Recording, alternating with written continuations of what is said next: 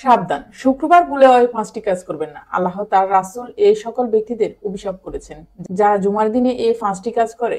মুসলিমদের জন্য তো অত্যন্ত জরুরি একটি তথ্য দিব।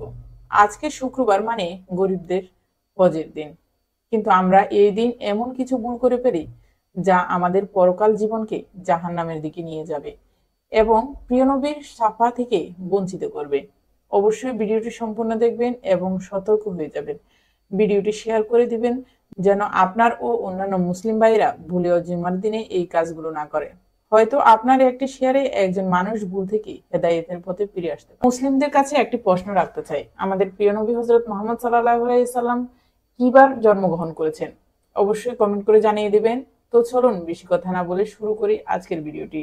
মসজিদ মুসলমানদের কাছে ইবাদতের স্থান হিসাবে পরিচিত।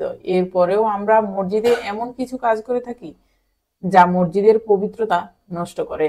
তাই মসজিদের পবিত্রতা রক্ষা করার জন্য কোরআন হাদিসের নিষিদ্ধ বিষয়ের উপর লক্ষ্য রাখা উচিত। 1 নম্বরে, কোনো নামাজি ব্যক্তি অন্য নামাজি ব্যক্তিকে উঠিয়ে দিয়ে বসা যাবে না। রদ্দুল মুক্তার 630 নম্বর আয়াত। মসজিদের ভিতরে প্রতি ওয়াক্ত নামাজ একই স্থানে আদায় করার জন্য কোনো লোক নির্দিষ্ট জায়গা রাখতে পারবে না। 2 নম্বরে রয়েছে, মসজিদে হারানো বস্তু তালাশ করা যাবে না, কারণ মসজিদে দ্বীনের কথা বা কাজ ব্যতীত অন্য কোনো কথা বা কাজ নিষেধ। মিশকাত শরীফ 654 নম্বর আয়াত।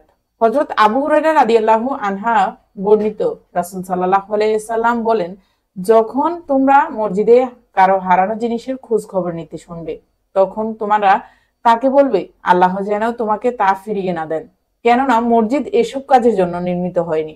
মুসলিম শরীফ 586 নম্বর আয়াত। 3 নম্বরে, মসজিদে দুর্গন্ধময় কোনো জিনিস খেয়ে বা নিয়ে প্রবেশ করা নিষেধ। মিশকাত শরীফ 655 নম্বর আয়াত। রাসূল সাল্লাল্লাহু আলাইহি সাল্লাম বলেন, যে ব্যক্তি দুর্গন্ধযুক্ত খাবার খায় সে যেন তার মুখ পরিষ্কার করা ব্যতীত মসজিদে না যায়, কারণ মানুষের মতো ফেরেশতারাও দুর্গন্ধ বস্তু দ্বারা কষ্ট পায়। 4 নম্বরে, মসজিদে উচ্চ স্বরেও দুনিয়ার কথা বলা যাবে না।